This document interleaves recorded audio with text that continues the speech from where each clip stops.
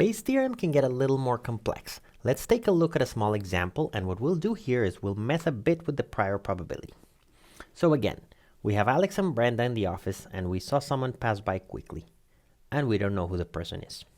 So let's say we look more carefully at their schedules and we realize that Alex actually works from the office most of the time. He comes by 3 days a week. And Brenda travels a lot for work, so she actually comes to the office only 1 day a week.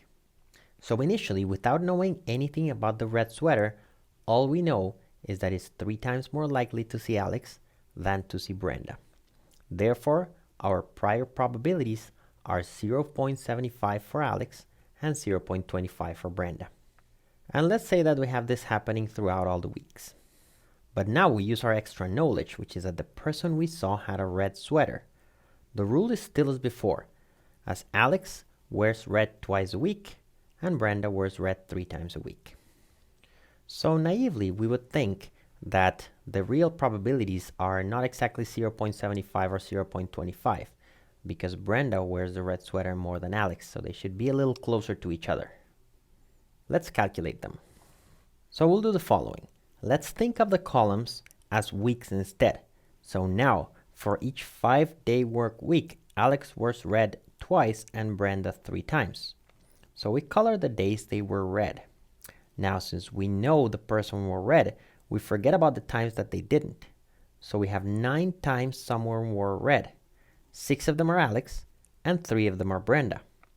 Therefore, among 9 times we saw someone wearing red, 2/3 of the times it was Alex, and 1/3 of the time it was Brenda.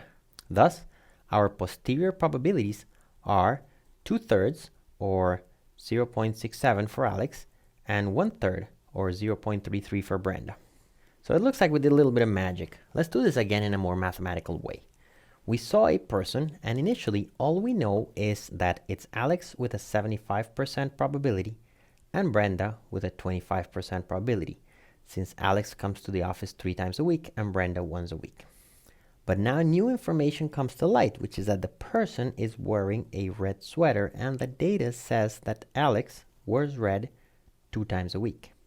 So now we look at Alex. What is the probability that he's wearing red? Since a work week has 5 days, then the probability of him wearing red is 2/5, or 0.4. And the probability of him not wearing red is the complement, so 0.6. Same thing with Brenda. Since she wears red 3 times a week, then the probability of her wearing red today is 0.6, and the probability of her not wearing red is 0.4. Now, by the formula of conditional probability, the probability that these two will happen is the product of the two probabilities, P of Alex times P of red given Alex. Therefore, the probability that the person we saw is Alex and that they're wearing red is precisely 0.75 times 0.4. We multiply them and put the result here. We calculate the other probabilities in the same way. The probability that the person we saw is Alex and that he's not wearing red is 0.75 times 0.6. The probability that the person we saw is Brenda, that she's wearing red, is again the product of these probabilities, which is 0.25 times 0.6. And finally, the probability that the person we saw is Brenda and that she's not wearing red is 0.25 times 0.4. And now here's where the Bayesian magic happens. Are you ready? We have 4 possible scenarios, and you can check that these 4 probabilities add to 1. But we know one thing, that the person we saw was wearing red. Therefore, out of these 4 scenarios, only 2 are plausible. The 2 when the person is wearing red. So we forget about the other 2.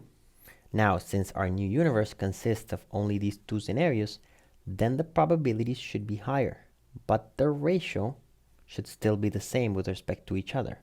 This means we need to normalize them, or equivalently, divide them by something so that they now add to 1. The thing we should divide them by is the sum of the 2.